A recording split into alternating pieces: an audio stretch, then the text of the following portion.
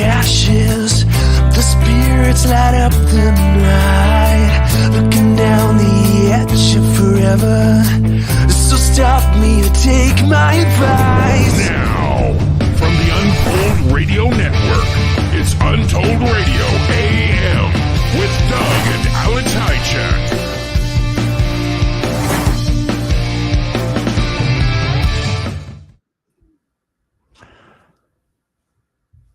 Hi. I'm playing chicken with you. Playing chicken with you. How you doing? Good. How You doing? join our heat dome that we're in? Heat dome? Yeah, actually, I'm actually enjoying it. It's actually you? warm. Yeah, I mean, it's okay, except my air conditioner cannot keep up. Of course. I have the fan on in my studio. I have my cold bottle of junk, purple junk here, including water. Perfect. So tonight, we have I would say kind of a different guest, right? On a topic we've never talked about. Interesting topic. Giant skeletons. Giants that may have roamed North America long ago. Yeah. What do you think about that? I think it's cool. Yeah. I want to know more. Okay. So we have Fritz Zimmerman. He is the best-selling author of, I know it's called the Encyclopedia of Ancient Giants in North America. Yes. So Yes. it should be cool. And several other books. He is a prolific man. Yeah, he's got like 8 of them, 7 of them, 6. It's a whole bunch. Yeah, I think it's I have all the titles in my 9. notes. 9. 9. Serious. Yeah. Okay. I've never written a book. Well, I got one under my belt. It's coming out. As soon as you can get time to edit it. It's top secret. Yeah. Okay, so let's start out. God, I'm losing you know why I'm losing my voice? Why? The humidity. It happens every time. I can literally detect the amount of humidity by how good my voice is. You would think when it's dry, I can talk totally perfect. Gets really humid, my voice just cracks. That's so I crack like a kid going through puberty. It's terrible. It is.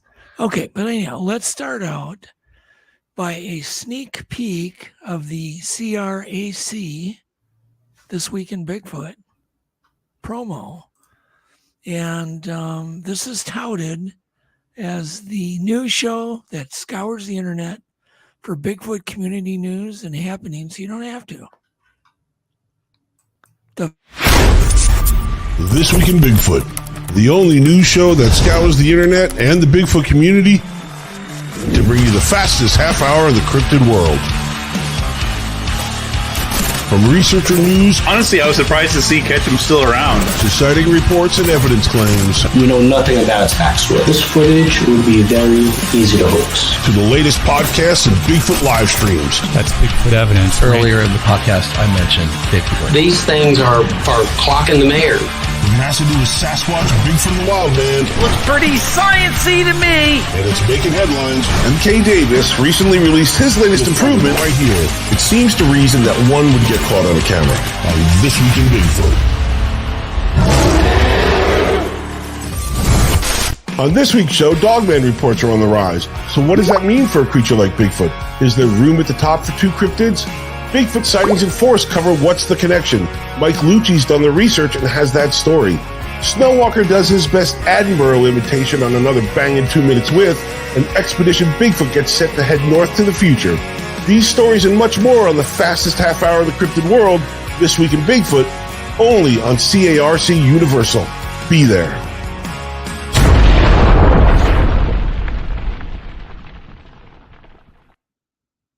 Pow. That looks pretty exciting.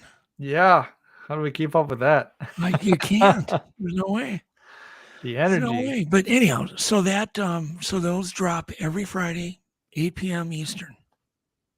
Perfect. Yeah. And some familiar faces in that promo. Oh yeah, I did too. And including I did see the Sasquatch Outpost Yes, show. Jim Myers. Jim Myers, because he had Melba Ketchum on. It's just cool. It's a little controversial. Bring it. Bring it on. Okay. Anyhow. So let's see. And where do we want to go? Oh, let's talk about unknown species for a while. Okay. So there was a rare new species of fish that was recently discovered, apparently in the Amazon River, where, of course, they've just tons of animals that they're going to recover there. So this creature apparently is yellow. Now, it's a yellow-hued, so it's kind of yellow, flat-bodied catfish. And apparently it's got strange lips. So I thought that's kind of cool. And then the Wildlife Fund in Southeast Asia is looking for more protection for all these animals they discovered. So apparently they had a team in Asia that discovered 380 new species across Asia, including a color-changing lizard, a Muppet-like orchid, a new venomous snake, good, and we need that, a frog with skin that looks like moss. You'd like that, right? Moss-colored frog? A moss-colored frog. Covered. It looks like it's covered with moss. And what else we got? So all this happened between 2021 and 2022 across 5 countries in this very biodiverse region of Laos, let's see, Cambodia, Thailand, Vietnam, blah, blah, blah. And we have some photos, right? Yeah, hang on. So apparently they found another 290 new plants, 19 fish species, 24 amphibians, 46 reptiles, and 1 mammal, all new. Isn't that crazy? Yeah.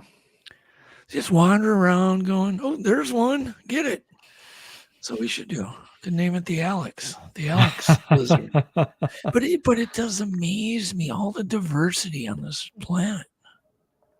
Yeah, throw up photo 1. There's this new lizard, which is really cool, 2-toner. And there's this orchid. As an example. Walk around, there he is. There's a blue-headed lizard. Yeah, fun. Okay, so then in the ocean, this is where it gets really crazy. So in the ocean, scientists have discovered thousands this last 2 years of new species in the Pacific Ocean, mainly in an area they call the Clarion-Clipperton Zone. It's a 1.7 million square mile region. I think it's near Hawaii, Not sure. So they discovered 5,578 brand new species. That's just nuts. 88% to 92% of the creatures they discovered were brand new to science. Brand new. Yep, brand new. And it says the new species were all found in the Clarion-Clipperton Zone. They call it the CCZ, an area near the ocean floor between Hawaii and Mexico. Damn, that's a big area, though. It's huge. I mean, yeah, well, 1.7 million square miles. So apparently this area is really rich in minerals, and they want to start mining. Oh, of course. So that's how they had to document. Well, but the mining companies paid, no doubt, their salaries. So that's how it kind of works, right? Yeah. It's always a trade-off. It isn't just a bunch of good Samaritans going, I think I'll start diving that 1.7 million mile area looking for new stuff. So it says that the area is rich in minerals and has been identified as a target zone for future mining, and scientists have set out to research the area's ecosystem before the mining begins. Whatever that means, I don't know. I think I have a sneaky suspicion lithium is on their radar. Yeah. Lithium for batteries for electric cars. I wonder if there's a Meg down there. There is. There's no doubt. It's got to be 1, 2. Yeah, or 2. Obviously, just hanging out. And we're going to talk about that too, because I have a clip to give people an example of how big they really are. Megs? Yeah. Yep. Megs. Okay. So throw up. Yeah. I call them Megs too. I'm cool now. Just like you, Meg. Not Megalodon. It's a Meg. All right. Throw up photo 2. This is an animal they discovered called the Gummy Squirrel. Yeah. The It's like one of those in your swim trunks. No, thank you. Okay. The gummy squirrel. The Gummy Squirrel. I don't know. Yeah, I'd name it the purple junk. Yeah. The purple thing. Yeah, looks like my purple stuff. It's in your Powerade. Mm-hmm. Powerade squirrel. That's what I'd call it. I can only imagine that somebody is making some smart aleck comments. Okay. Now this is something new that I knew, but I didn't know. Okay, quit reading the comments. I'm not reading anybody's comment. No, I know you're not. Never do that. I never. So, but okay, you remember them? Obviously, we had mastodons, right? Yes. Woolly mammoths and stuff in North America. Most of us know about that, but there were other elephants in North America. Did you know that? Regular elephants. I didn't know that. Were they Smooth giants? skin dudes. And there's one, throw up photo 3 while I tell a cool story. So this is an elephant that inhabited Florida. But look at its tusks. It's got like some weird, I don't know, it looks like it's coming out of its lower jaw, teeth, and it's got the 2. But these things are called, listen to this now, Go for theirs. Go for theirs. No. Did it wrong. Gom for theirs. It's called a gom for there. It's a Tuskito. Mosquito? No. Okay. So apparently Jonathan Block, the curator of the vertebrate paleontology at the Florida Museum, and his team discovered parts of one of these gomphotheres early last year, right, at the Montbrook Fossil Dig, 45 miles south of Gainesville, right? Yeah. So kind of northern Florida. Okay. Northern Florida. Yeah. So this is a once-in-a-lifetime find. But they think there's like 5,000 elephants that died there. That many? Yeah, it's like a graveyard, elephant graveyard. Elephant graveyard. Yep. Or did I get that wrong? Let me think here. Maybe I'm fake news today.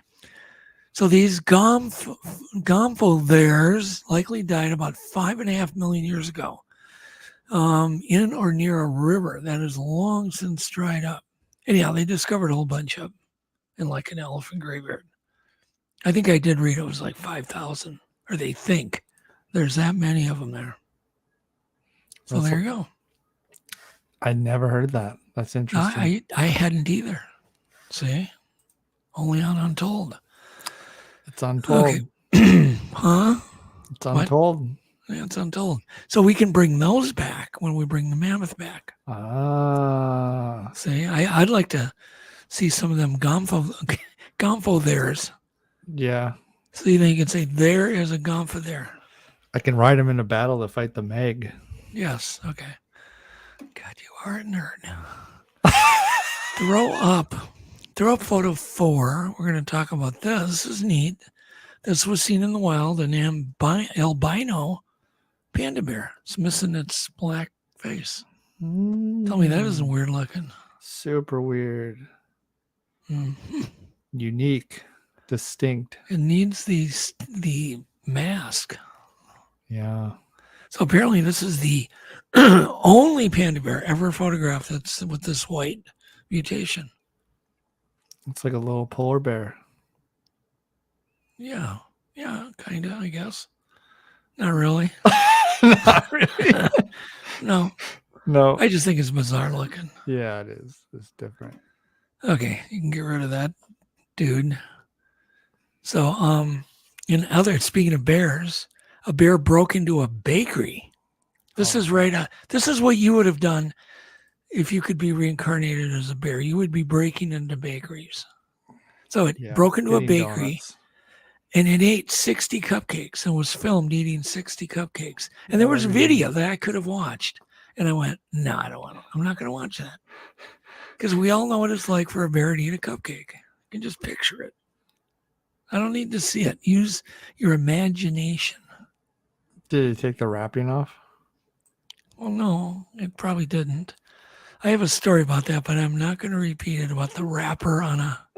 Yeah. Let's just say I offered some cupcakes once to some people that were less fortunate than I, that we had brought over and sponsored to come over here. And first thing I did, like a dummy, is offered them a cupcake each, right? And they were all out there chewing. And I looked and they were still chewing. I'm like, what the hell? They were chewing on the wrapper. You know, the paper. Yeah. They didn't know. And I thought, well, yeah, how would they know? How would they know? Yeah, it's such a weird concept, cupcake. But I felt bad. I didn't show them. They're all just like, yeah, this is really good and chewy. Yummy. All right. That's a true story. So police officers in plain clothes apparently arrested a passenger who decided to flip the door open on a passenger on a jet during a flight. What? Yeah, he flipped her open. So all 100, everybody's fine. They all lived. 194 passengers. But apparently people were, there was a lot of wind coming in. Yeah. They were hanging on to each other. Apparently they were hanging onto their armrests, their seats. Apparently their clothes were almost getting ripped off their bodies and flapping. And it's not good. No. You're going pretty quick there, 300 miles an hour, 400. Picture that wind. Picture if you had a wig on. Oh my gosh. What would happen? Okay. Lose your wig and your t-shirt. Yes. And so one creature that would never open an aircraft door is the mosquito. We're back to mosquitoes again. So apparently there's another new study. You know how we've all kind of, I don't know if you've heard, if you wear white, mosquitoes don't bother you as much, right? Have you heard that? No, I didn't. Well, you didn't even know that one. Okay. That's been out for 30 years. Is that an old wives' tale? Is this? No. It was a scientific study like 20, 30 years ago. Okay. So if you wear white, mosquitoes will generally leave you alone. They'll bother you less. But now they did a new study. Oh, a new one. And they found out they also hate green, bright green, and purple, and, blue. They hate purple? They don't like purple. Apparently they can't. It's something to do with the wavelength. Drives them nuts. I'll read it. There's science behind this. So apparently they are attracted to darker colors, right? Yeah.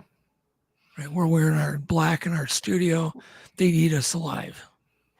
Yeah. Right? Pick me right out of the chair. Yeah. So apparently, it says apparently like the heat absorbent navy blue tones, lighter blues actually reflect more heat than light, which mosquitoes do not like. They don't like it.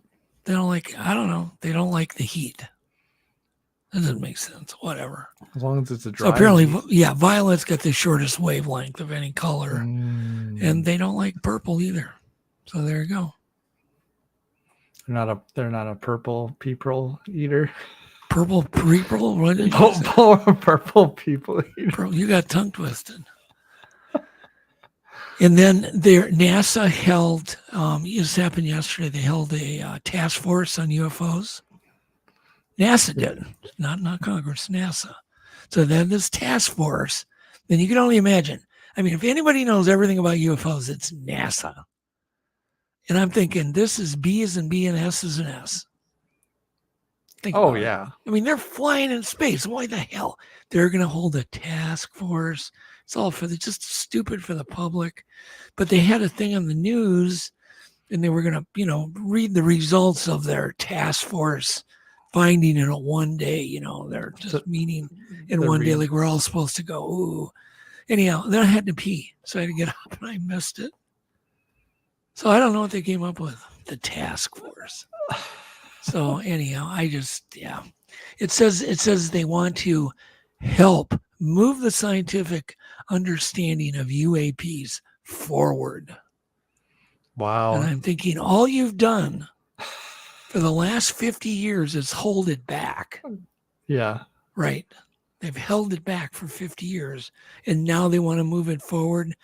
And I just want to vomit. And anybody who buys into that should also be vomiting with me. It's just terrible. It's for the normies. I guess. Okay, well, that's all I got. Let's get into a few clips and then let's bring Fritz on. All Talk right. about giants. So let's do my clips.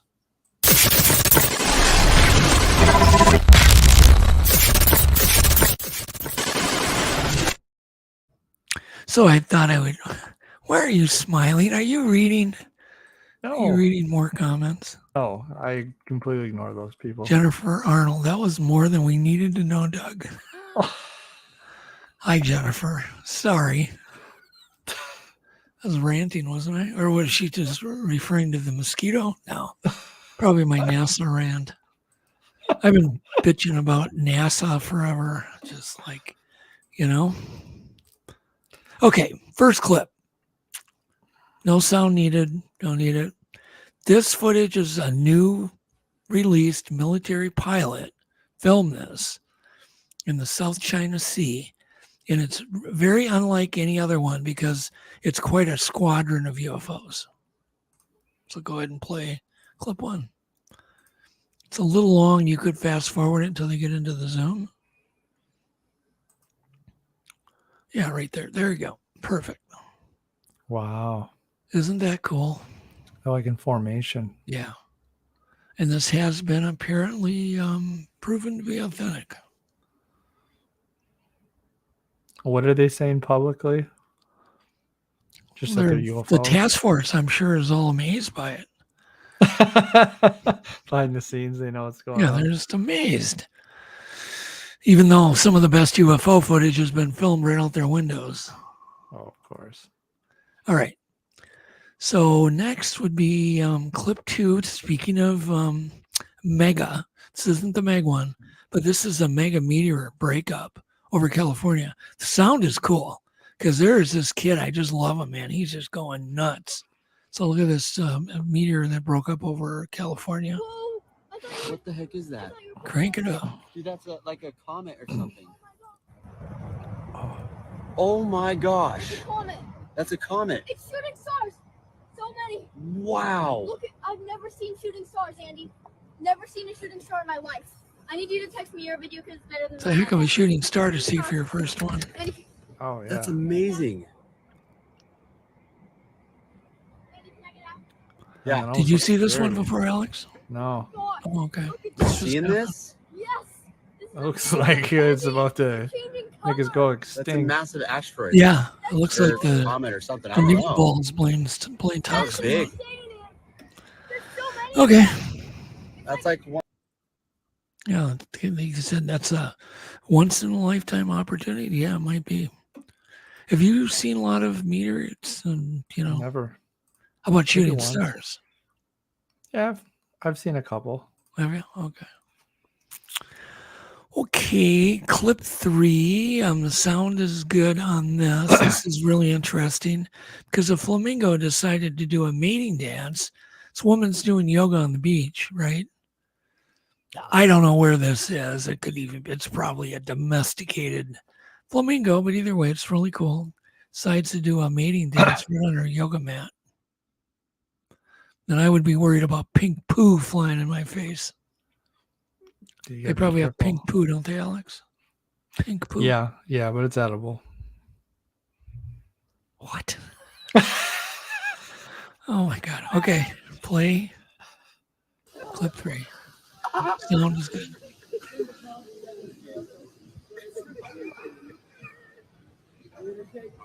Wow. That would be your luck, Alex, to be just chilling on the beach and a flamingo does this.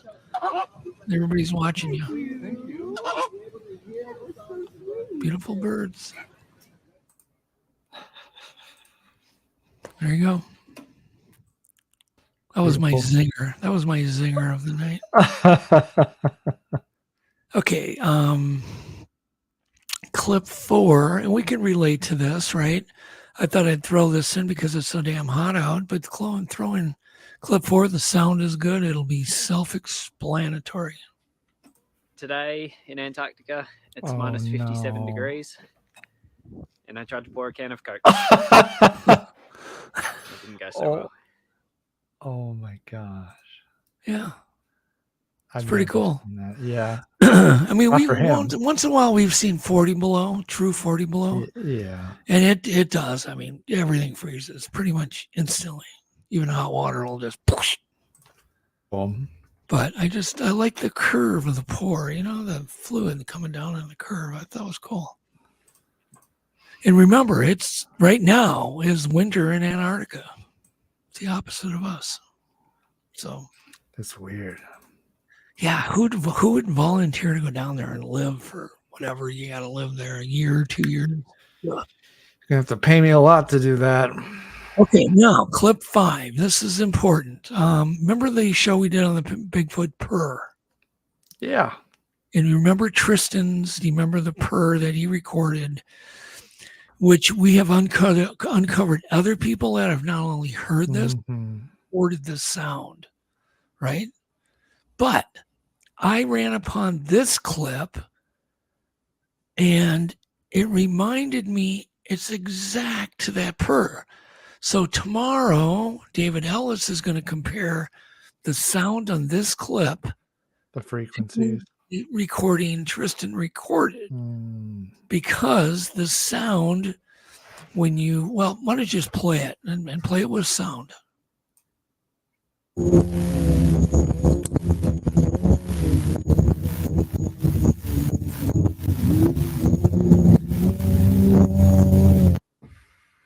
Keep and play it again. Yeah. Do you recognize that sound, Alex? Yeah. Oh wow. Look at those rocks too. It's just like Tristan's recording. Mm-hmm. Yeah. Is Tristan in the audience tonight? I don't know if he is yet. I don't know if he is. I haven't seen him yet. Anyhow. So I just thought it was interesting because when you take these little tiny parabolic speakers, then you have 30 of them on the bottom, 30 on top, you can levitate things. Yeah. I thought it was really interesting. Super interesting. Next clip? Yeah, let's see. What do we got next? Clip. Oh, let me get caught up. Oh, clip 6. No sound needed. Just this really cool bug. Looks like a Pikachu. What is that? It does look like a Pokemon.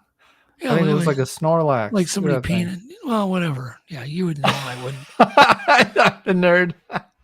You're the nerd. You would know. But isn't that cool? It does. It does. It does. I didn't even think it was real until it started fluttering its wings. Yeah. And I'm like, oh yeah. Yeah, it's no, cool. Cool.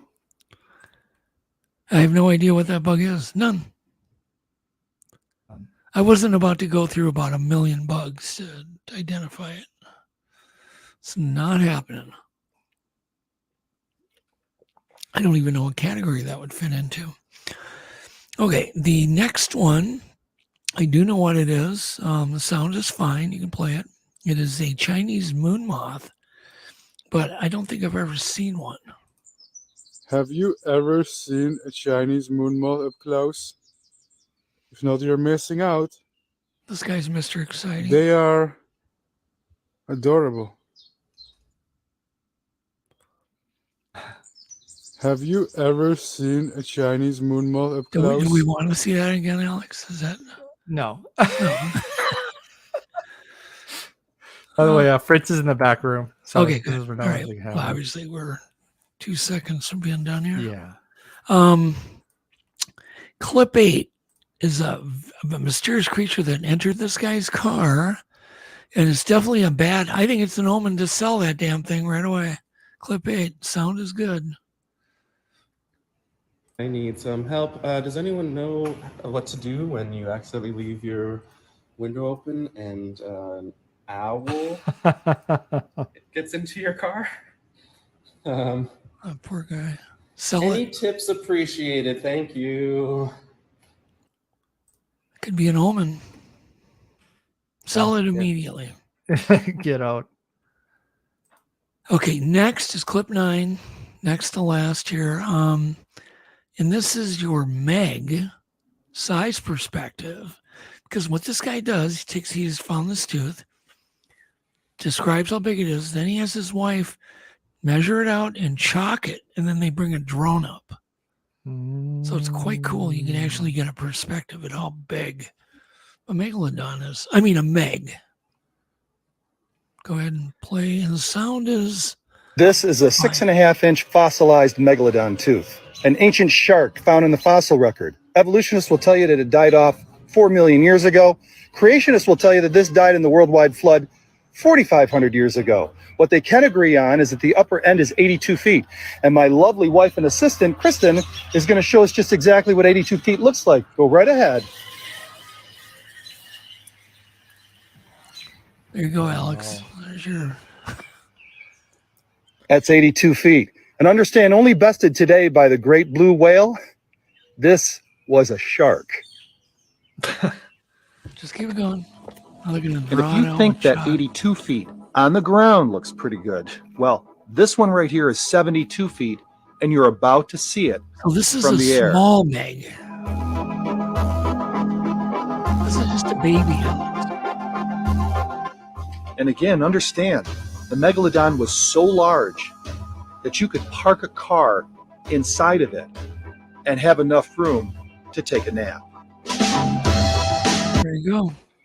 It still can't beat Jason Statham. Well, why do you say that? You haven't seen the Meg? No, I have not seen the movie. You haven't seen the movie? Oh. No. Oh, it's just I can't spell Meg at its finest. How do you spell Meg? M-A-G. M-E-G. I know. Is it on Netflix? I was joking. Don't do it. Don't watch it. Oh, okay. Anyhow, clip 10, last one. Okay. Real quick. Sound is bad. You'll need to play it. What are we watching here? It is a really rare animal. I actually think it's a pizzly. A pizzly? One of those pizzlies of British Columbia. So it's a white grizzly. It's a white grizzly. Yeah. On the side of the road. Isn't that cool? Which one's bigger, a grizzly or a polar bear? It's a polar bear, right? Yeah. Yep. And a pizzly, I don't know. I think a pizzly is a little bigger than a grizzly. But they are mating, and they are, they have proven they're a real deal. Interesting. Okay, so we're done with that. Let's get Fritz going here.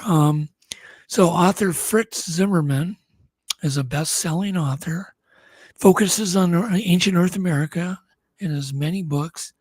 But he's written his latest. This is his latest book, isn't it, Alex? I don't know if it's his latest. I mean, he's got 9 of them. I was counting on you. He's counting on. He's a prolific, well-written man. Yes.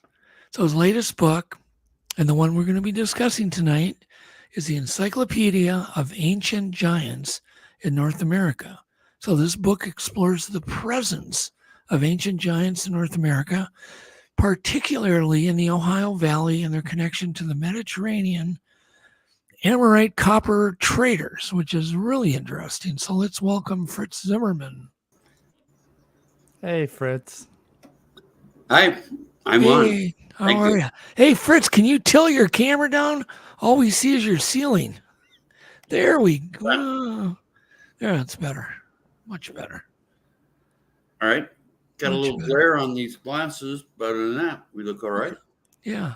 So, let's jump right in. First off, why were you fascinated with this? Because a lot of us have, we hear bits and pieces, but not many of us go out and write books about it. So what started this whole fascination and all your research? Well, It started back in 1996, and I was going to do a short documentary. I have a television background, and where I live in Fort Wayne, Indiana, we have the second largest, some say largest, genealogical library in the country. So all of the county histories that was done in the late 1800s, they would have a section in there called Antiquities, where they would say where the burial mounds were, whose property they were on. And then sometimes they would mention, well, we dug into the mound, we found an 8-foot skeleton, 7.5-foot skeleton, 9-foot skeleton. So originally I was just looking for the mounds, but I kept finding these giants. And since I had access to just go from county to county to county, is where I just started accumulating all of these giants. But what took a long time to do is to figure out who they were and where they came from and their whole backstory. You know, I could have probably written a list of giants maybe in 2005, 2004. But at the same time I was doing, now that's the Nephilim Chronicles, Fallen Angels in the Ohio Valley. And then the accompanying book on that is the Nephilim Chronicles, a travel guide to the ancient ruins in the Ohio Valley. And for that was 12 years of research of physically going to 700 mound sites in Indiana, Ohio, Kentucky, West Virginia, and a little bit of Michigan. So that took Fritz, a lot of time. And in that 700, I photographed. Hey, sorry, Fritz. Just one moment, please. Yeah, Fritz. You cut out. We lost you there for that whole last sentence. Oh. Can you repeat what you said? You went black. Sorry. Okay, so of the 700 sites that I investigated, I photographed 222 in Indiana, West Virginia, Kentucky, Ohio, and a little bit of Michigan. Okay. So knocking on doors, you know, showing people old plat maps, showing them the old history. According to this, there's a mound on your property. Most people were nice, would let me on. There was only a couple people wouldn't let me on their land. Of course, you know, I live in Indiana and it's flat, so it's a grid, you know, 1 mile square, 640 acres. So if farmer A that was on his property said no, I would go around to the other side, ask that farmer, and then sometimes I could access the other guy's land by going towards the back.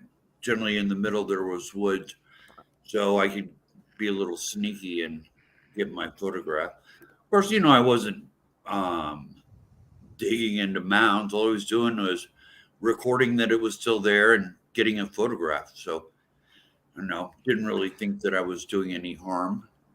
And what kind of, was it primarily photographic evidence? What were you trying to capture at all these sites?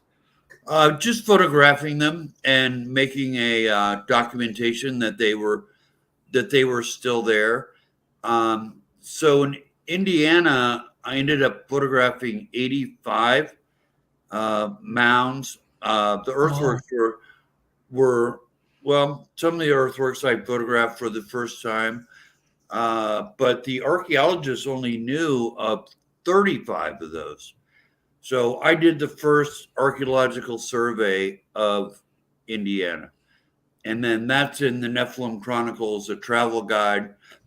And then once you get over into Ohio, there's probably about 30 sites that the Ohio Historical Society had listed as address restricted.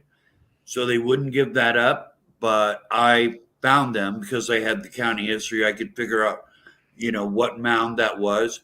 So I was the first to go in all the address restricted mounds, Some of the largest mounds in Ohio are the address restricted. And I photographed those, gave directions to them. Didn't think that the Ohio Historical Society had any right to keep this from the American people. It's our history. It's not their history.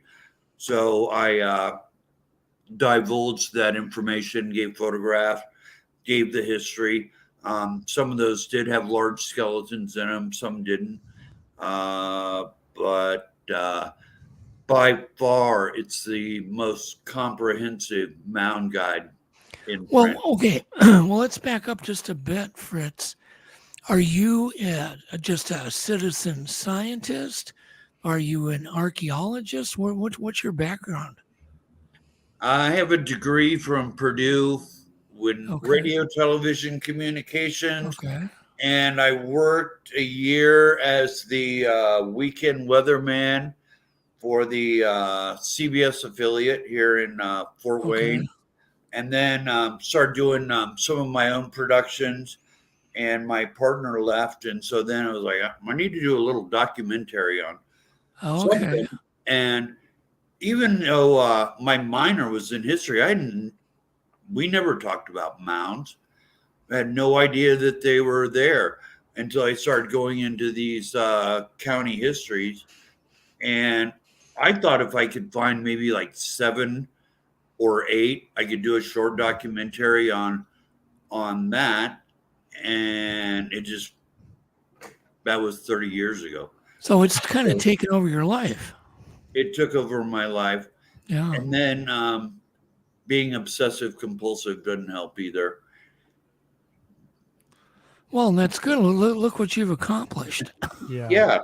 Little mystery, little mental disease. It all worked out. It's the perfect combination. Okay. Yeah.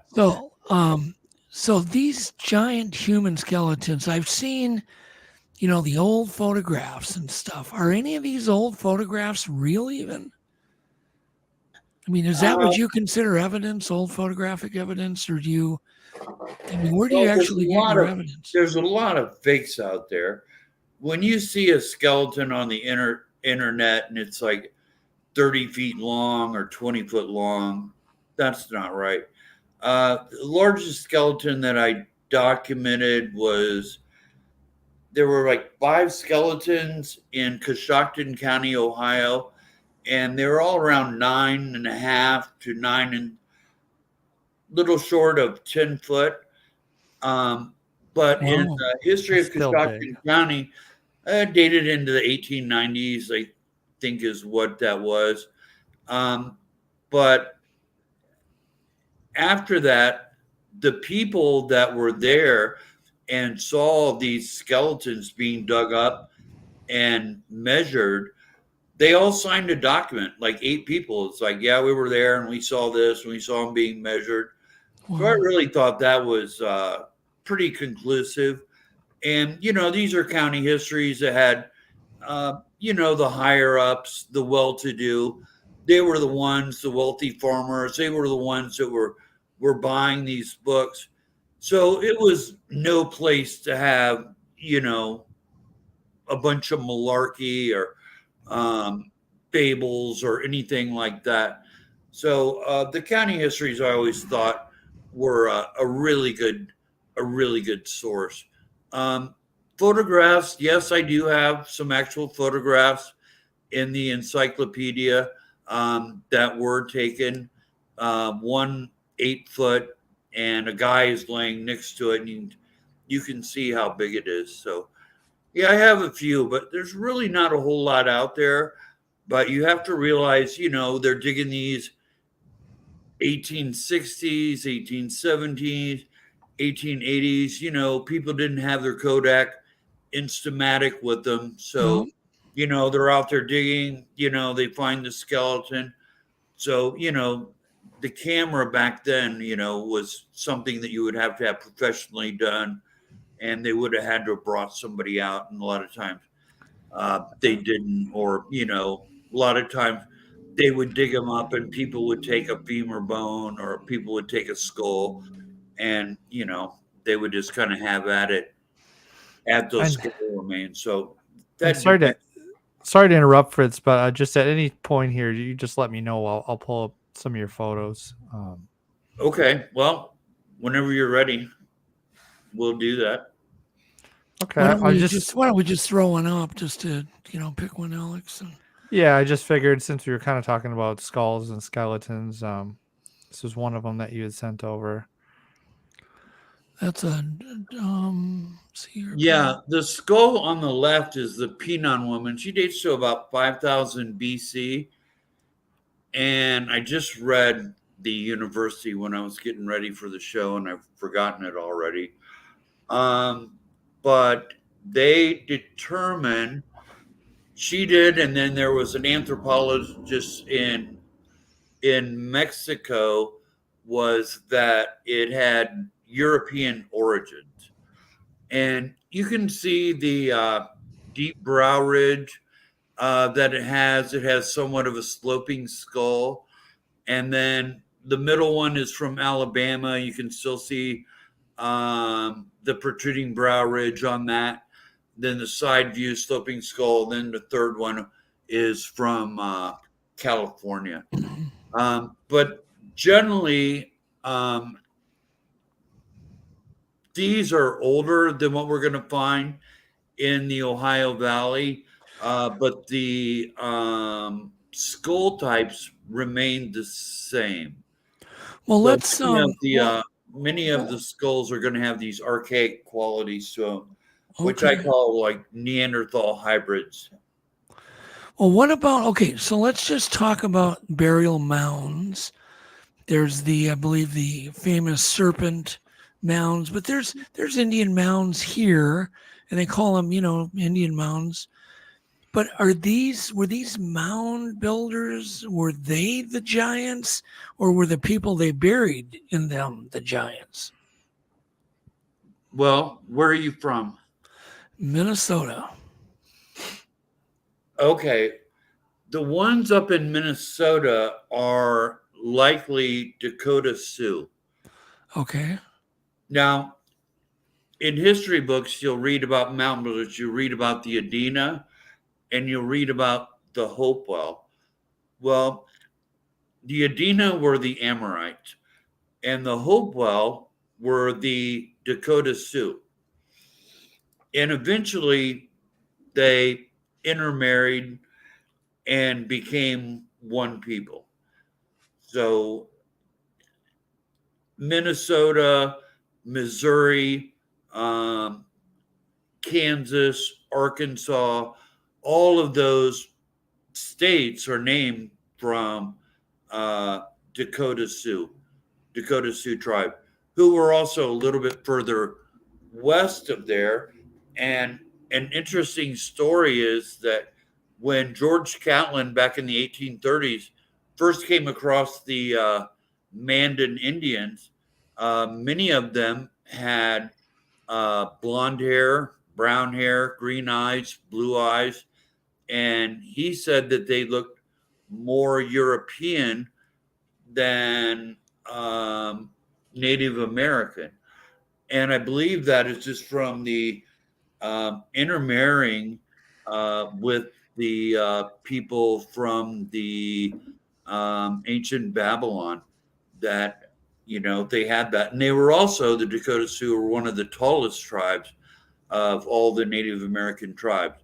So when I'm talking, there are things that are just Adena or Amorite, but there's a lot of it where it's really the Dakota Sioux and the Amorite, after they had merged together, and the Dakota Sioux kind of took on their religion of building the earthen circles and being mound builders. And the Sioux were mound builders. Well, let's explain to our audience. The Amorite, is that the name of this giant race of people or species of humans? Yeah, they're one of the accounted giant tribes in the Bible. They were a real people. They controlled Babylon from 2000 BC to 1600 BC. I'm sure you've heard of Hammurabi's Code, the first laws. he was an Amorite. They knew advanced mathematics. They knew pi, square roots of numbers. They knew the Pythagorean theory, which we're going to get to 1,000 years before Pythagoreans came up with it.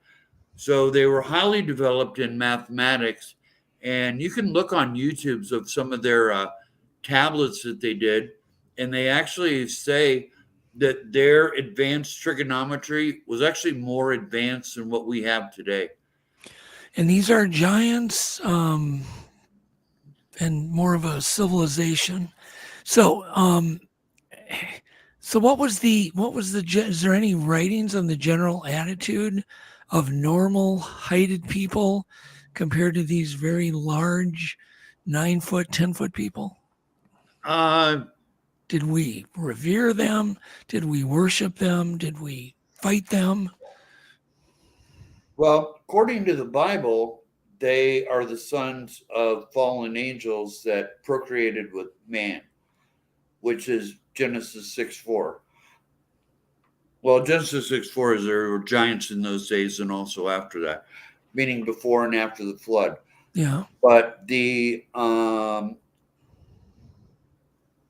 giants themselves, yeah, so they're 7-8 foot, probably 5'7", 5'8", 5'6" would have been probably the normal of all other civilizations, Native American and over into the Middle East.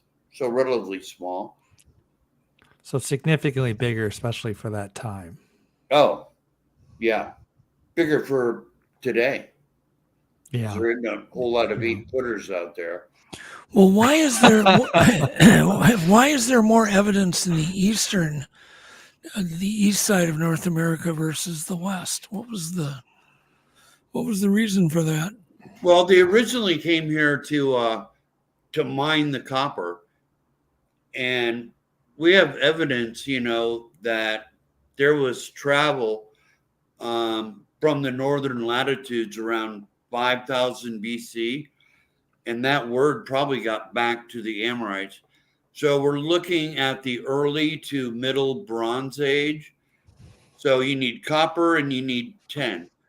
And at Isle St. Royal, where most of the copper was mined, there was a scientist who said that it would have taken 10,000 men 1,000 years to mine all the copper out of there. And there are 50,000 tons of copper that we have no account for. In burial mounds, we'll find copper rings, copper bracelets, but we're looking at mining on a massive industrial scale. And where did it go? Now, the copper there was important in its purity. It was 99.9% pure with 1% of, or 99% pure with 1% of silver. And they have found copper in Egyptian bowls and some other artifacts in the Mideast, where it was no doubt that had come from Isle Royal. But since that doesn't fit the academic paradigm, it's smothered. So yeah, obviously, go ahead, Alex. I was just going to mention, there's definitely been a cover-up of a lot of the ancient history. I'm pretty well in agreement with that. Is this? Do you feel like there was a narrative established and now they just refuse to revisit it, or as this new information comes to light, or is this something that's been known pretty much forever and it was just disregarded or wasn't going to be accepted? Yeah, there was the head of the Smithsonian, Cyrus, I can't think of his last name. But in the 1880s or 90s, he said, we are not going to deal with any kind of diffusion. Anything you find is Native American. and just leave it at that. And then we have the advent of archaeology in the 1920s, more so in the 1930s. And they had the Beringia theory of people coming over here, but in no way was diffusion part of what they were going to have as part of their paradigm of who was here, who built them. It was all Native American, even though they really can't name what Native American tribes, could have possibly have built them. Yeah. And I'm going to show you like the Newark earthworks and the mathematics that was involved in that to show that this was a civilization that had knowledge of this advanced mathematics. And of course, we know that the Amorites had that. We know that they were tall. And then Stonehenge was built by the same people. And not far from Stonehenge is one of the larger tin mines. So in the Bronze Age, you need copper and you need tin. And so that's what took them from the Levant over to England and then eventually over to here. And then a lot of those people from England ended up coming over here because the Celts were starting to invade those lands. So they knew they had refuge here. And I'm not sure, just the Ohio Valley, because of the many streams, it's hilly country. Excuse me. But they seem to have favored that. So, we can draw a pretty small circle of Indiana, Ohio, West Virginia, and Kentucky. Probably contains about 80% of the giant skeletons. And that would probably be about 80% of all burial mounds ever built. Ohio at one time had 10,000. Indiana had over 5,000. And so we're talking a lot of mounds. Now we're down into 100 or so in Ohio, but at one time there were 10,000. Okay. So these people came from Europe by boat? Well, what's the theory on how they got here? Yeah, they had boats that could navigate, and they would have taken the northern route, and I always get these mixed up, but they had gone up into Greenland, Iceland, Greenland, yeah, and then over. So they could have stopped along the way, go 400 or 500 miles. But I'm also going to show in these slides that they had navigational skills. So they could have navigated a ship, from point A to point B to point C, which would have brought them over here. Very interesting. So what's with the, besides being tall, what is with the double rows of teeth? Was this a common theme, with these people? I think I document maybe 40 or 50 double rows of teeth. Okay. And it's mentioned in the Babylonian Talmud that some of the giants had double rows of teeth. So there is some history that takes us back into the Levant and Babylon that some of them had this. I believe that Cro-Magnon, when they mixed with Neanderthal, that's what created that, because they went from a big jaw to a smaller jaw, and I think that's where the origins of that might have come to. And there's one distinctive feature of all of these giants, and that is bulging brow ridge, a almost flattened skull, and a massive jaw.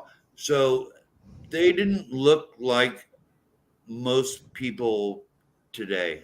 I mean, their skull types were different, and I have some photos of those skulls. That's not it. That's not what they looked like. That was just a drawing that I had somebody do, or actually I bought the rights to it. What's with the skull shape? Or did they have though? Like, did they have melon skulls? No, they just had a big brow ridge, and their skulls went straight back. Straight back. Yeah, they basically had no forehead whatsoever. Well, what about the legends of them? Some of them having horns. Yeah, there's probably 10 or so accounts of bony protrusions coming out of the forehead area. Wow. How that happened, I'm not sure. That photo you're looking at right now, actually the skull on the left was found up at Isle Royal. And the photo on the right is Combe Capel, Cro-Magnon that dates to about 5,000 BC. But you can see the similarities. And this is really an abnormal skull. I have not seen anything like that. But when I was trying to match it up, I did find this thing of Combe Capel. Now, I believe the Amorites were Cro-Magnon. Cro-Magnon didn't die off. They were around up until the mound builders. The Amorites were Cro-Magnon. The people in England that were building the mounds had the same skull types of the brow ridge, sloping forehead, building mounds with circles, building hinges. We have mounds with circles here. We have hinges here. Skull types match. I have 3 different photos that match the skulls from England to here, and they're identical. Interesting. Alex Roberts got some interesting comments. Keep an eye on his comments here. Anybody who does have a question for Mr. Zimmerman, just throw the questions in all caps so we can pick it out. So, okay. So, what is your theory? I know I'm jumping all over, sorry. But what is your theory on the demise of these big humans? What caused the demise? Well, in 535 AD, which is about the time that we see the Adena and the Hopewell Inn, was when Krakatoa blew, and it ended the Aztec Empire. It ended Rome. There were civilizations that fell all over the world right at 535 AD with this explosion of Krakatoa, where they said it was basically like 2 years of winter. So I imagine this civilization, like others around the world, were becoming more and more dependent on agriculture. That would have been wiped out. And so you just didn't have the concentration, and you had people going more to a hunter-gatherer type of civilization, opposed to having the knowledge of putting these earthworks together, and with the math and science, that required. That's my best theory. Doesn't sound bad. I'll definitely well, there's some guy, one. I think his name is Keys. He wrote a book on it. So interesting. I hate to push anybody's book, but except your own. Yeah. But anyway, he wrote a book about it, and it was like, well, that's the same time that the Adena Hopewell fell. So, all right, let's attribute it to that. Yeah. Yeah, I mean, volcanoes, no doubt. pose a huge danger to humanity. I mean, it does today too. They do, yeah. You know, it really does. If Yellowstone blows, God knows what we're all looking at. It could really set everybody back. Definitely set Alex back. Maybe a bit. All the donut shops are closing. Well, I live to the east of there, so it would be heading my way. Yeah. The big cloud. Which, by the way, I know there's so much to cover. I mean, where do you even begin? Where do you start? Yeah. But I want to let everyone know in the chat that's listening, in the description, there is a link to all your books. You've written several of them, and these things are serious reading. You know, they aren't pamphlets. You do your research. Yes, I do. Well, I present evidence that can be proven, and it's not hypothetical. You know, we can talk about UFOs all day.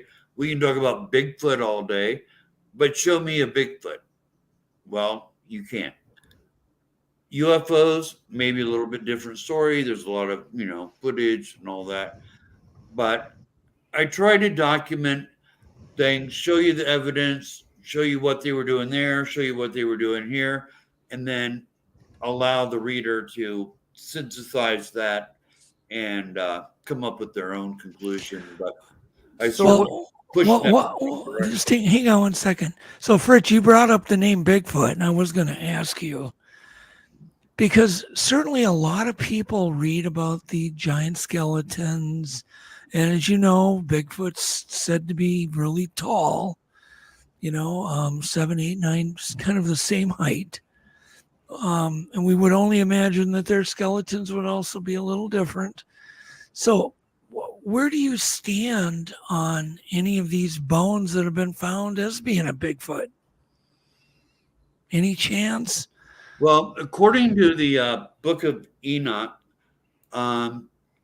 the fairies had aligned themselves with Satan, and they were condemned to be earthbound, just like the spirits of the giants. God said, your spirit will be earthbound. And when the fairies were descending down on earth, wherever the fairy landed would determine what kind of fairy it would be. Water fairy, woods fairy, mountain fairy, whatever kind of fairy. So I've always believed that Bigfoot is not a corporal being, but it is a spirit, basically.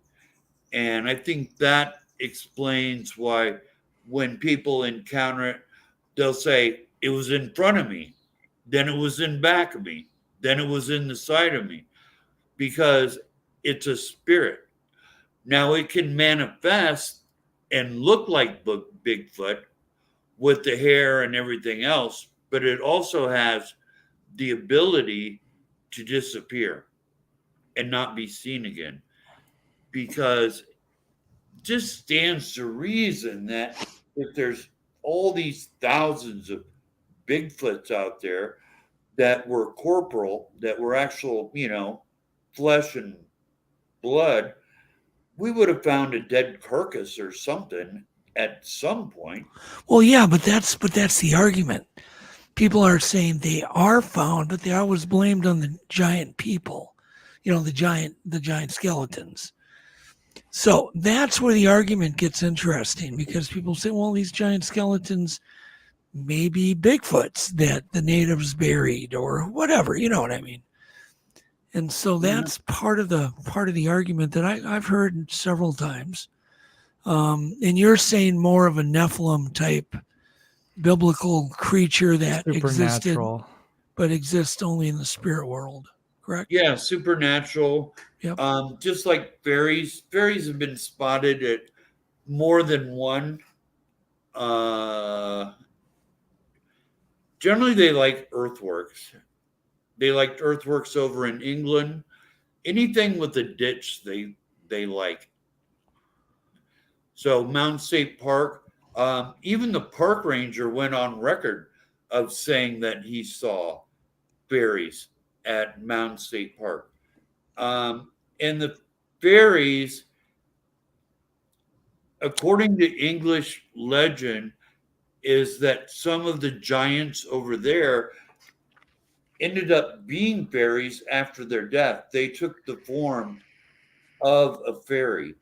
And so they're linked to the mounds, they're linked to the giants as well. So there is a linkage to the giants. Yes, there is. It's So fairies and giants, it all kind of goes together. Well, you wrote a book. Encyclopedia of Ancient Fairies, just in case anybody wants to know more about fairies. Okay. And I did link to that in the show notes too. And you did write a book on the Nephilim, and of course, once again, numerous people say the Bigfoot is a Nephilim. Well, it would be, a Nephilim in spirit form, at least. But yeah, I mean, there could be a tie. I won't dismiss that. Yeah. Okay. I'm gonna totally just train wreck this whole conversation. Okay, good. Please. So Fritz, have you ever had a supernatural encounter or any kind of, or a Bigfoot sighting or crazy UFO encounter, or have you seen a fairy or a spirit or a, God knows, a ghost of one of these giants? Especially going to all these ancient sites. Come on, Fritz. Time to fess up. Well, I was in Wisconsin at a conference that is it Stanton Friedman? He was a big UFO guy. Yep, he was a good friend of mine too. Yep. He was there. There was another fellow that had just wrote a book. His name was Schmidt, and he just written a book about Area 51 or whatever that's called. And we had this tour of these woods that were supposedly haunted, and we saw 2 UFOs come across the sky. They were big orange orbs, and they come flying across the sky, kind of like from Chicago. And then right after, I found that people in Chicago that night had seen these things flying across the lake. And it got up there, and it's this orange orb that was just oscillating. And you can see on YouTube other people that had seen these things, but then it just slowly faded away into the blackness of Burlington, Wisconsin. So no big cities anywhere around. Sky is completely black. And then another one came through. Well, the next day we left, and I was with Rick Osmond. We had both driven up there together, and we were on our way home, and we'd come around Lake Michigan, and we had a road, and it said Highway 30, which runs from Fort Wayne to Chicago, and 30 is a huge highway. But we were like 5 miles from the intersection, and the next thing you know, we were just driving in this dark road, and we passed this power plant, and then we hit highway or State Road 114, and it was like, Rick, we're on 114. We passed it, and I said, it's 2:00 in the morning. We lost 2 hours. He said, well, it was only about 5 minutes ago that we were 5 miles away from 30, but we lost 2 hours. God. So we turned around, went the same road back, probably went 12 miles or so, Well, not only was 30 lit up like a Christmas tree because it's a clover leaf, but the airport was right there. And an airport just has all these blue lights and, that just cover the fields where the strips Lit are. up like a Christmas tree, yeah. And it was like, do you remember seeing this? And he's like, no, we didn't drive by this. And it's like, well, we would have had to because we're on the same road. I mean, if we'd gone 5 more miles, we would have seen the sign that said Highway 30, 5 miles. So anyway, had that 2 hours of lost time. And then when I was at Newark at Geller Hill, we had a paranormal team. You did derail the conversation. Alex. Good job. Well, because here's what I'm interested in, because you've written these books. Have any of your personal experiences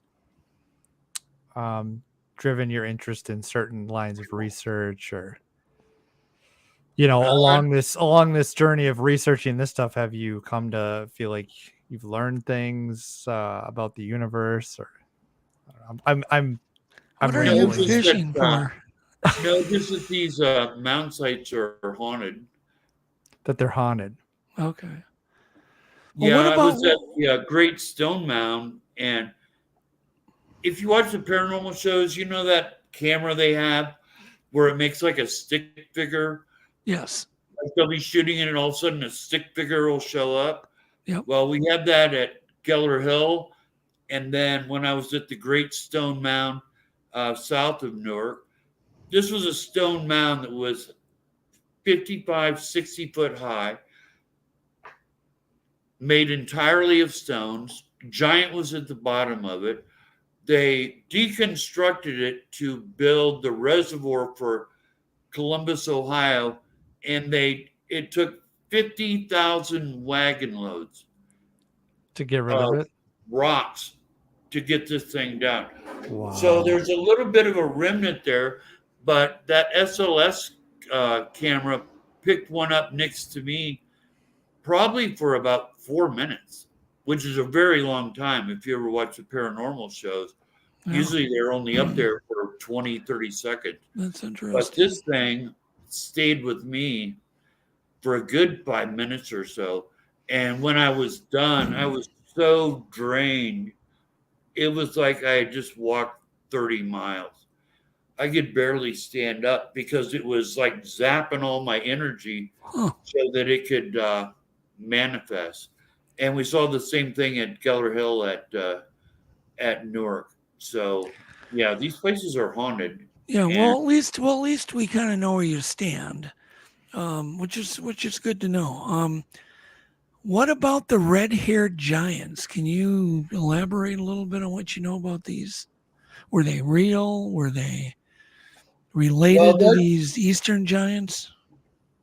There are probably 12 or 13 different Indian legends that talk about, they called them white Indians, but in like the Algonquin, they do mention red hair. And I think there's another one, maybe it was the Chippewa up around the copper mines. They talk about that as well. Generally, they talk about, the skin color, but they called them white Indians. And they said that they were from a foreign land, that they had come from the east and were setting up trading posts, and the Indians let them live, in somewhat harmony. And at some point, that broke down. So our best knowledge is from Native Americans themselves. And Dad, you're muted. Sorry, Fritz. Sorry about that. So what about the age of these mounds, Fritz?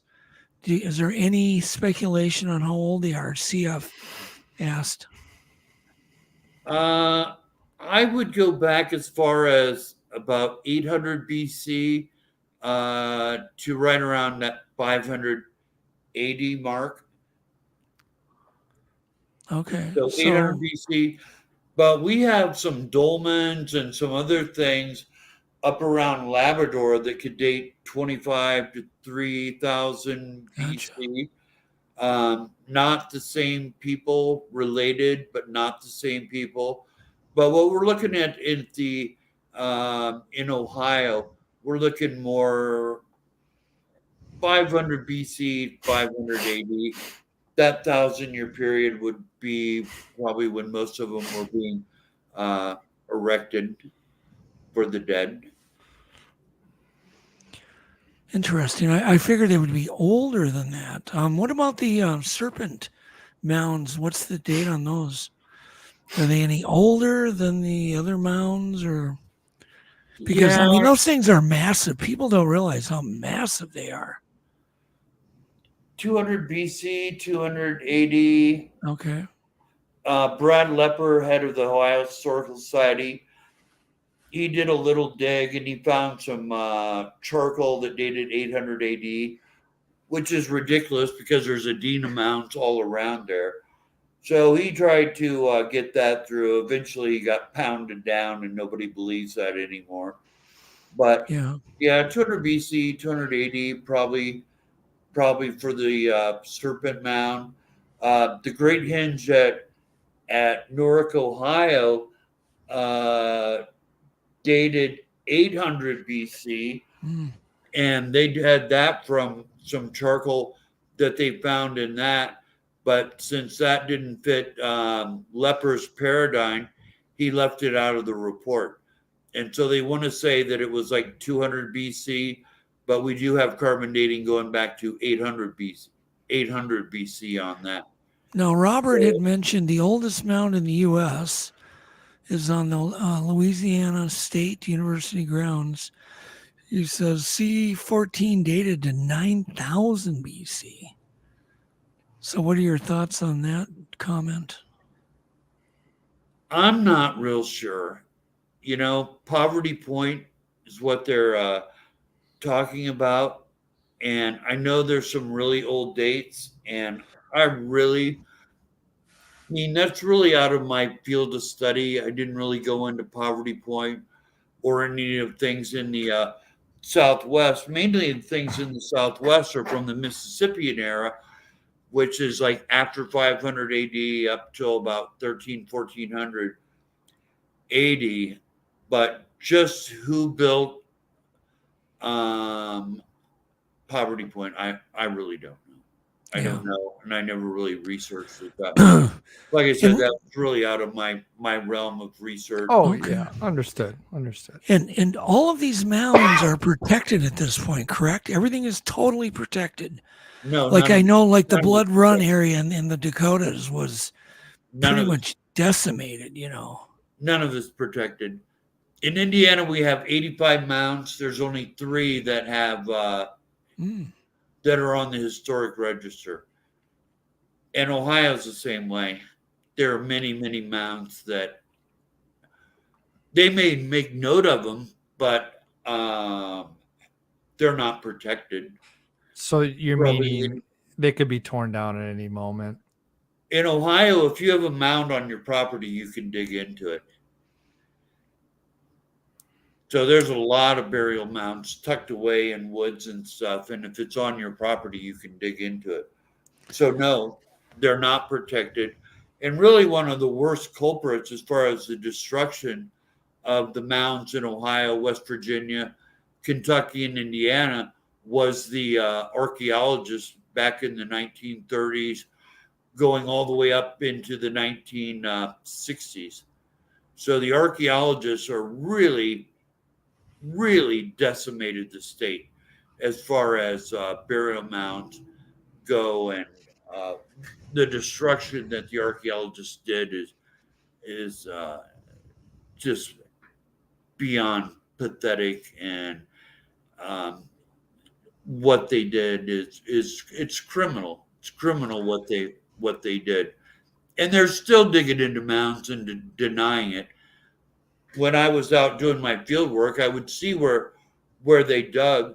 You can tell a difference between where an archaeologist dig because it's a nice square hole, opposed to some farmer that's just going to dig a hole in the top of it. So I saw them out there, and it's like, yeah, that's archaeologists doing that. So are there any more big discoveries, do you think, that might be found then, in the mounds? And are they using LiDAR radar to map any of these mound contents? Well, LiDAR is not going to show you what's in the mound. They do have some other machine that. Well, I guess I meant ground penetrating radar. Yeah, that can give you an idea. Now, there's the one that they drag on the ground, but there's another one that I understand is almost like a drone, but it can like pierce the earth. Yeah. And if there was a skeleton in there, you would be able to see it. I worked with L.A. Marzulli, and he had a site, and he was telling me about it, that they were going to use that technology for this mound site. But I kind of talked him out of it because I thought it was a platform mound. It was down in Arkansas, which is really out of our realm of giants, even though there's some big skeletons down in Arkansas. I thought it was a platform mound. Platform mounds weren't used for burials. It's where the king's house was. It sat on. Okay. Yeah, because Judy Wheeler had a question about the mounds in Arkansas. Yeah, those are probably Choctaw and possibly Cherokee. Cherokee dating maybe 1,000 years ago to about 700 years ago. Okay. But that's not really part of our giants discussion because we're in the Mississippian era, like I said. So, yeah, there's stuff down in Arkansas, but it's not the same as what we have in the Ohio Valley. Well, what other artifacts back up the fact that we had a race of giants living? Is there any big tools found, books, big implements? I mean, how do we know there were giants? What artifacts have been documented? Well, around the Wisconsin, Minnesota, there's a thing called the copper culture. And they were making tang daggers with a midrib in the middle of it. And then there is a tang that sticks out of it, much longer than this pencil right here. But it would be like this pencil, and then the arrow would be on this that was made out of copper with a midrib, which is more of a Middle Eastern technological invention. But the tang, when you were in battle, sometimes it would break off, and all you were left was with a sharp stick.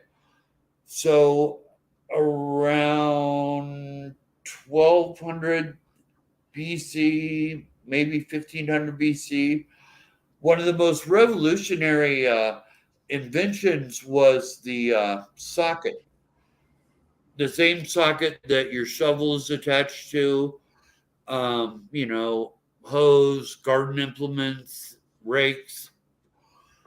So then they started using the socket. Well, as you know, the more you use it, the more it gets lodged in there. So we see artifacts with this old copper culture move from the tang that they were using over there to the socket. And that is really good evidence that the same technology that was being used in the Middle East was also being used here. And people said, well, why didn't they make them out of bronze? It's like, well, they didn't have to, because if they were warring with somebody, they were a Stone Age people. So the copper would have done just fine. And they had a thing about keeping metallurgy secret. And we have found a couple of molds where the molds would have been poured in, the copper would have been poured in. So while the archaeologists say, well, everything was cold hammered, we do have evidence that they were making molds to make these weapons. Interesting. But have they found any? But Fritz, have they found any like big axes or big shovels or anything that would? Oh yeah. Well, Giant axes. Can you talk about this? Giant arrows. Well, I mean, they're big. I mean, did they use those? I don't know. You know, it's a big arrow. It's a big axe. Was it used as an ornament? Did some 9-foot guy just want one of these big axes? You know, it's really hard to say with an artifact. But yeah, we do have some giant-sized arrows. We have some giant-sized axes. So yeah, that does exist. Definitely the artifacts with the old copper culture is much more conclusive than finding a big arrow or a big axe or something like that. Because if we put them on a table, you would not be able to tell a weapon from Crete or Minoan from the copper culture, except one would be bronze and one would be copper, but the design of them were identical. Yeah. So yeah, I think that's our best evidence. Interesting. Alex, you're up. What if there's one idea that you, out of all the things you've written, that you'd like to get pushed into the mainstream or like, you know, recognized, that currently isn't widely accepted, what would that idea be? Well, the encyclopedia has 900 accounts of giants, so let's admit, you know, there was a giant race here. And I think, you know, the other is the diffusion, that there was somebody that came over here, because we have the earthworks where we knew they were using pi, they were using square roots in their construction. We know they knew how to square a circle. We have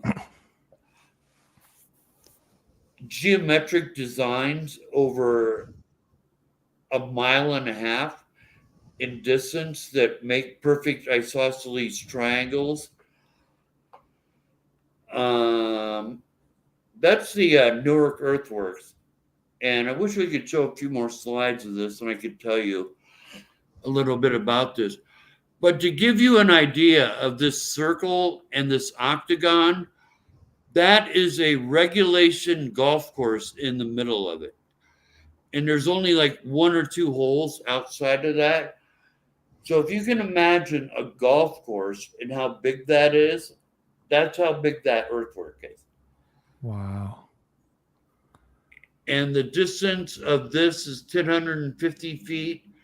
And I have another slide in there that shows you the mathematical breakdown of how that was constructed. Well, that isn't it. That's out of order. That was 2 earthworks in Charleston, West Virginia. Both of them are 666 feet in circumference. And we have 2 others that are 666 feet in circumference.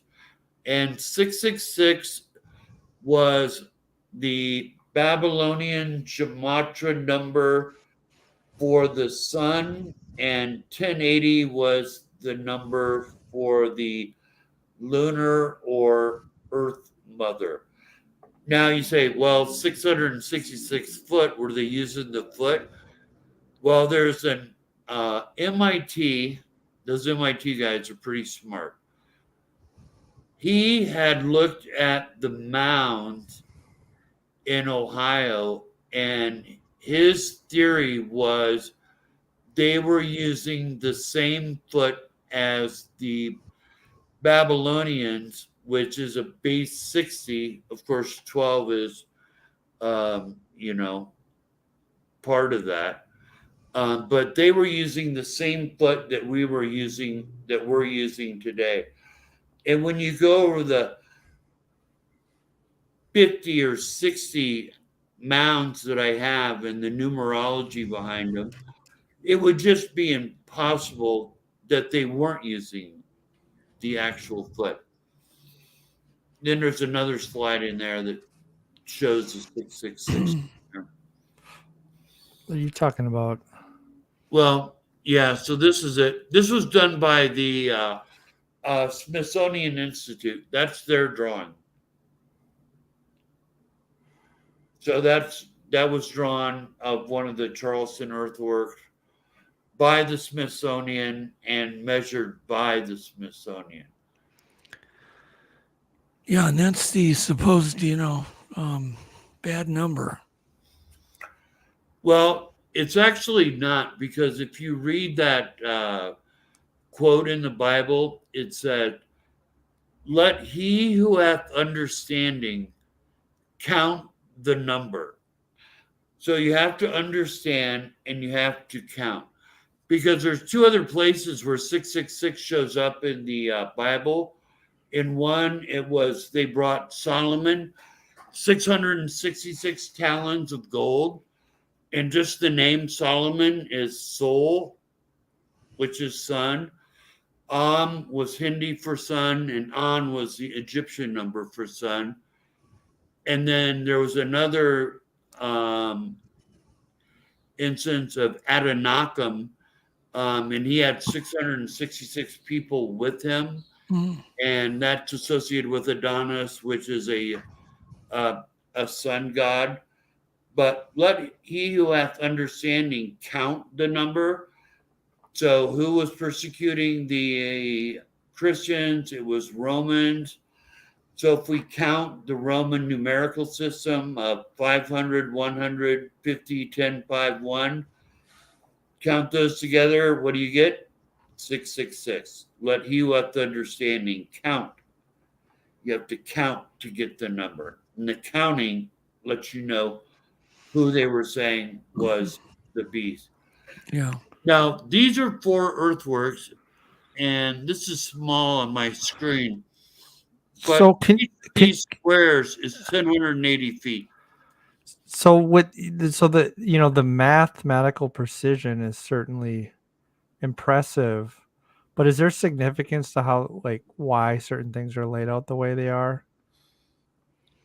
Well, yeah. Lori Barnes asked, what does the placement of these mounds mean with the different shapes? Generally, you see a circle, it's the sun. You see a square, it's either the lunar or earth mother. In the Babylonian Codex of Gematria, 1080 was the lunar or earth mother. And so here we have 4 earthworks all around Newark, Ohio, each one of them having a side of 1,080 feet. So is that by chance, where we have 666 and we have 1080 and we have the circle and the square, which was the geometric representative of the sun deity, and then the lunar or earth mother deity. So these were religious arrangements. Another yeah. photo on there. Take a look at some of these so I can explain them. Okay, this is the octagon, 1,050 feet. But if you put a square in the middle of it, it's also 1,050 feet. And it just so happens that the angle that this is laid out is 51.8 degrees, which is the same as the Great Pyramid of Egypt. Now, whether that's by chance, I don't know, but it's an interesting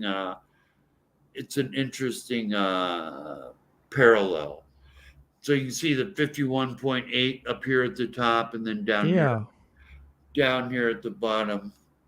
Throw up another Newark photo. There we go. Okay, so where we know that the diameter of this circle with the octagon is 1,050 feet. If you go 6 times 1,050 feet, you go to the Great Hinge at Newark that was 3,700 feet in circumference. And if you go from the middle of the octagon down to the square, that's 6 times 1,050 feet. So this is showing clearly that over a mile that they were able to line these two up. But really the coup de grace on this is probably a couple more pictures ahead. Could you throw another photo up there? Nope, not that one. Next one, maybe. Well, that's a hinge. That hinge is 200. Let's come back to that. Let's come back to this photo. But the hinges were 210 feet times pi is 660, which they used a lot of times, opposed to 666. But if you add these up, you get 210, 210, which gives you 420. And then these are 120s. So that gives you 660. So the sum total of the diameters is the same as the circumference.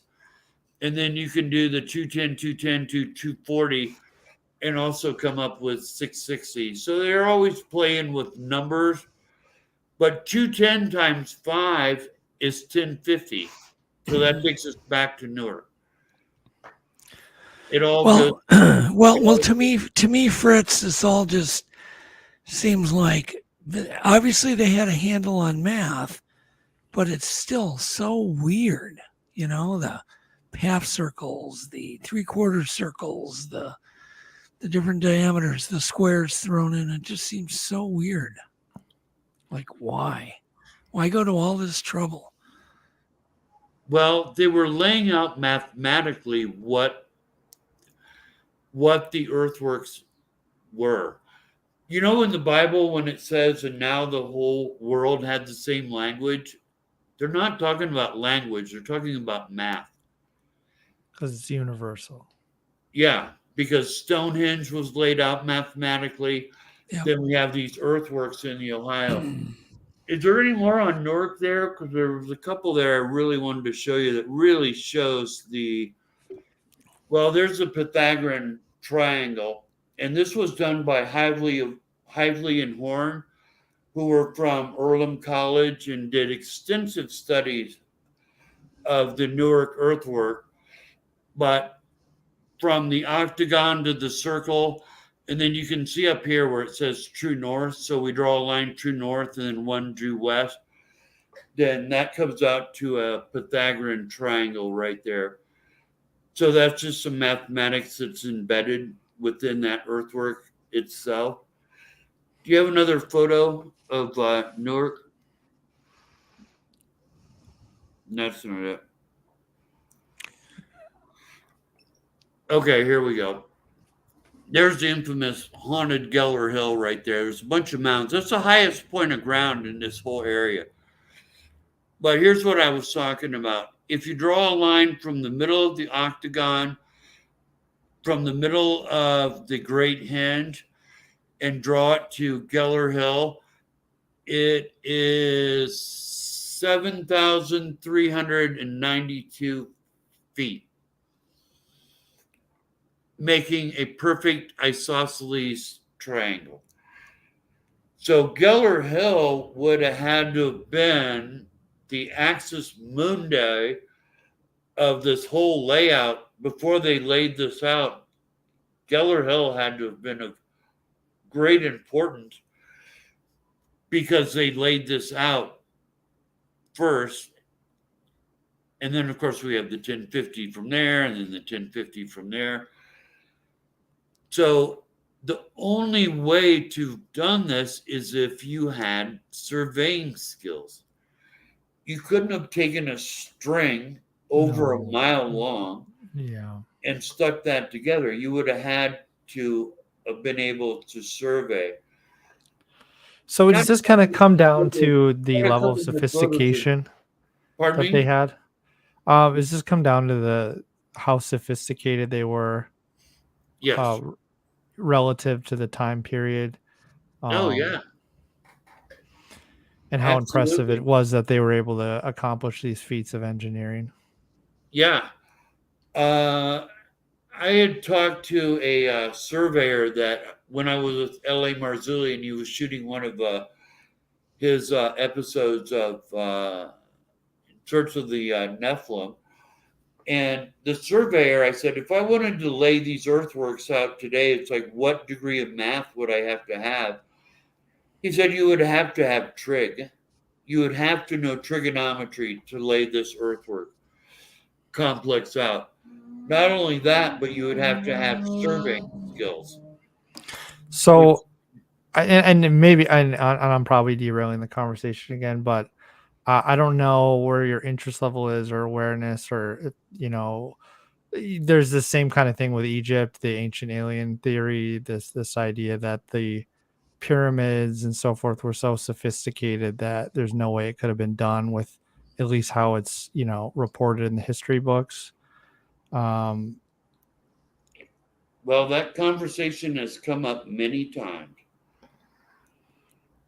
That these people, the octagon is aligned to all of the lunar events. And I showed you how big that is. Well, how do you check your work? One, every one of those openings in that octagon, minimum moon rise. And I have a drawing in there that shows that of all of the alignments. It's is it you said it's a alignment of like the moon?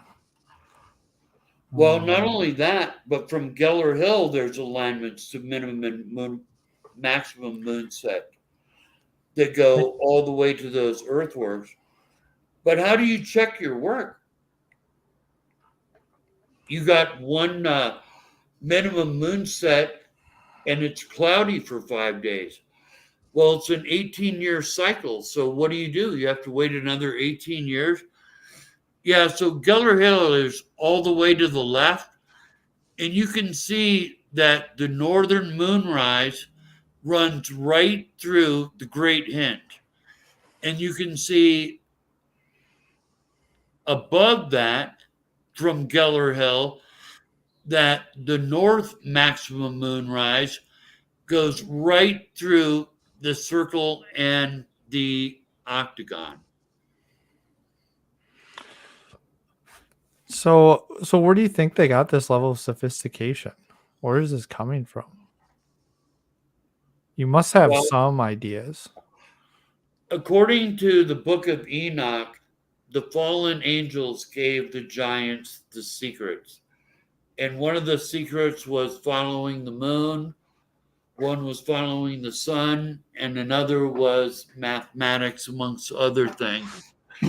So they already had it. They had it when they came over here. They had the surveying skills. They had the knowledge of advanced mathematics, squaring circles, different things like that.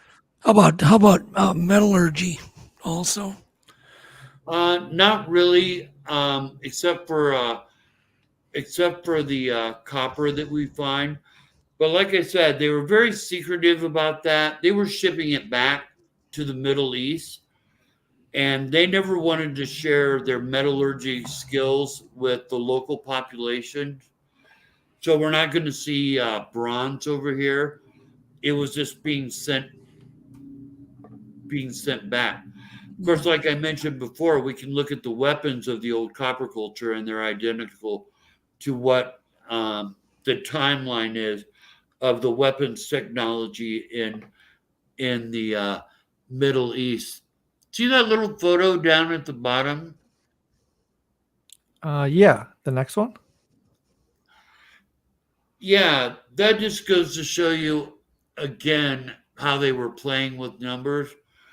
All right, 420 and 420 and 240, you get 1080. 420 and 240, you get 660. 212 times pi, you get 666. And above there, that was part of the Piketon graded way. Then there was this long berm, and then this is where these numbers show up. These mounds right here, you can still see those today. Those are in the travel guide. I have directions for those. What I really wanted to show you was at Newark, there's a picture of the Great Henge that is 3,700 feet right here. All right, this henge is 3,700 feet in circumference, okay? And then down from that is this square. Well, each side of the square is 925 feet. So 925 times 4 is 3,700 feet. And this has to do a lot with their religion, which is basically the yin and the yang. So you wanted this equality of here the square, the earth mother, and here we have the sun father. So you wanted that equality. You wanted that balance, which they express numerically. Well, how did they figure out that the circle was 3,700 feet in circumference? Well, they had to know, not a big math guy, but what is it, pi r squared? Doesn't that give you the circumference of the circle? Yeah. Well, they would have had to know that to make the square. So to come back here, did you say that it was thought that angels had given this information? According to the Book of Enoch. Yeah, Book of Enoch. So like with ancient aliens, I think some of the theories is that like a lot of the interpretations of the Bible is that like the angels and stuff were aliens. Do you think that the Book of Enoch is to be taken literally, or do you think it's something else pointing at some other thing or entity? Or well, the way these earthworks are laid out, and they're so big.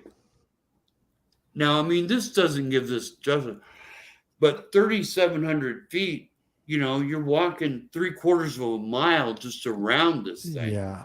Yeah. I mean, it's massive. Like when you're looking, you go through this gateway, which I believe is 2 serpent heads.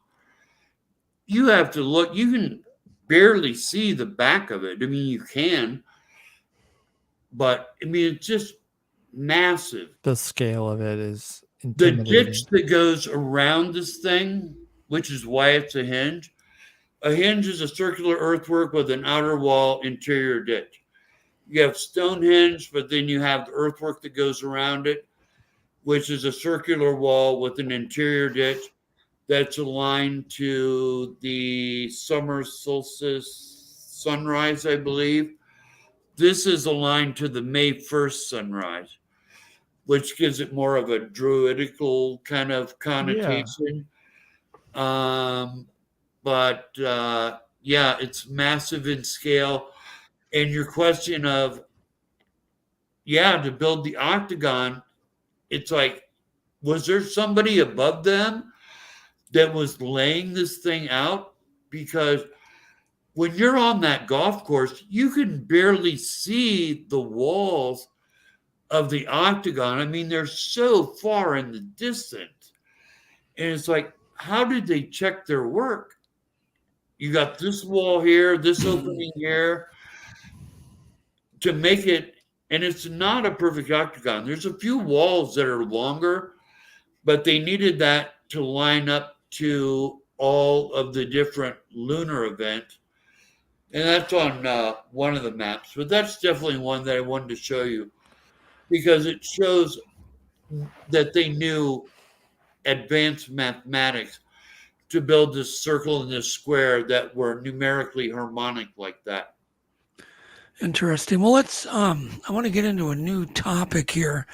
But one of the points you make when you're pitching your book, is you talk about possible mass graves of ancient dwarfs, which is the opposite of a giant. So what's the story of that you discuss in your book? Mass graves of ancient dwarfs. I list them. There's a famous pipe that came out of the Adena Mound. The Adena Mound was from the Adena state of Thomas Worthington, who was a governor of Ohio and lived in Chillicothe. So Adena has no other connotation than the big mound that was there. But in Coshocton County, there was a mass graveyard of people that were 3 and 4 feet. And there were a couple of them in Tennessee as well. So we have 3 or 4 of these mass graveyard of people that were 3 and 4 foot tall. And I don't know. I mean, the Indians really don't talk about them. There's really not much there except for, documentation of these skulls that were weird. I mean, in one, it said they had triangular heads. And triangle heads? Triangular heads. And it's like, I can't even wrap my head around that, of what that looked like. So how many bones? How many looking? How many skeletons? How many skeletons, Fritz, did they uncover of these little people? Hundreds of them. Hundreds, okay. Hundreds and hundreds of them. Wow. And where do all these bones reside right now? We don't know. Just don't know. Now, a lot of the giant skeletons, when they would dig into it, they would get down, but the bones had deteriorated to almost like chalk. So there was no way to remove them. But a lot of the giant skeletons, the Smithsonian went all over the country gathering them up. So if they found a county history and there was like large skeletons found, and they might say, well, so-and-so has it, or it's being displayed at the local drugstore, which they did sometimes, the Smithsonian would come and get it. They would seize it. And this is in the 1800s. So Smithsonian gobbled up a lot. Some deteriorated, weren't able to remove them from the mounds itself. And so there you go. But the Smithsonian took hundreds of them. They would say the Smithsonian's en route to pick these up. Are there any giant mummies that exist, Fritz? Yeah, there's 2 in California. One is the Martindale mummy, and then there's another one that was over 8 foot. And it's a famous picture. A lot of people have seen it. But the 2 men from the Smithsonian are on either side of it. So you'd see, they were probably like 5'7", 5'8". You can see how massive this thing was. Well, they bought it, and it wasn't until they got this thing back to Washington that they declared that it was a hoax, that it was made out of gelatin and other things.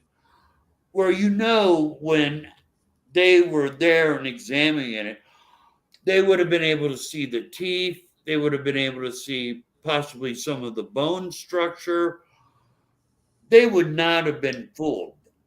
You know, these were Smithsonian agents that were dealing with antiquities, and these same guys might have been the ones that were picking up these giant skeletons all over the Ohio and Indiana, West Virginia.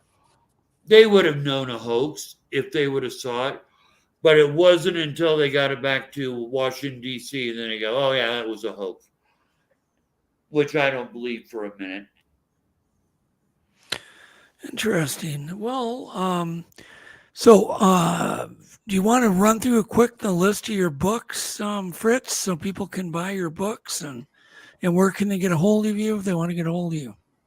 Well, I'm on Facebook with all the other old people, and okay. I'm not on Instagram, definitely not on TikTok. Well, the Encyclopedia of Ancient Giants, buy that now. January 20th, Amazon's raising prices. The Nephilim Chronicles is going to give you more of an in-depth of kind of me following from Cro-Magnon all the way up to the bone structure of the mound. I get into the numerology and gematria. Nephilim Chronicles, Fallen Angels in the Ohio Valley. If you want to see the mounds, Nephilim Chronicles, a travel guide. And if you just want to read something fun to read, is my series. And I have actually 3 and 4 done, but Mysteries of Ancient America, Uncovering the Forbidden. I have 1 and 2 done. Well, those are in print. And then 3 and 4 will be coming out. That's volume 2 right there. And then 3 and 4 will be coming out shortly after that. Don't show that guy's picture. I can't disparage anybody on this show, but yeah, and that was volume 1 of the Mysteries of Ancient America. Was Cool. that last screen? That's Very cool. Well, thank you so much, Fritz, for all the information. And it's kind of hard to wrap one's head around it. But thank you very much. You did a good job explaining everything. You certainly like math. No, I'm an idiot at math. Well, you came across like I can take a calculator and put in pi and do some simple things like that. But no, I am no mathematician by any means. Well, you could have fooled us. Yeah, you could But have it fooled was us for there. sure. It was there, and then knowing that they knew math, you know, like squared circles where the circle and the square both have 20 acres. Well, that's a squared circle. So, you know, I knew about that, but it was just a lot of research. And then once I knew the numerical codex of the Amorites, and it's like, this all goes together. 660s, 1080s, 666. It's like, this cannot be serendipitous. It's interesting that our screen resolution that's been hanging out for almost ever is the 1080 for television. It's 1080. Everything's 1080. The resolution. So it's interesting. It's an interesting number. Well, thanks, Fritz. We will talk again. Thank you. Thanks, we Alex. probably could have gone on for another hour and a half, 3 hours. But we'll have to have you on again. Because what I sent you, I've sent you what, 30, 40 photos Yeah, I know. There's just so much information of skulls and numerology, and so we'll get you back again, Fritz. Thanks All so right. much. Good night, everybody. Good night, all everyone. right, good night. Good night. I call you up in the middle of the night. Been bothered by dreams, ain't feeling alright. You give me comfort, say just give it some time. By the end of our talk, I'm feeling just fine. You and I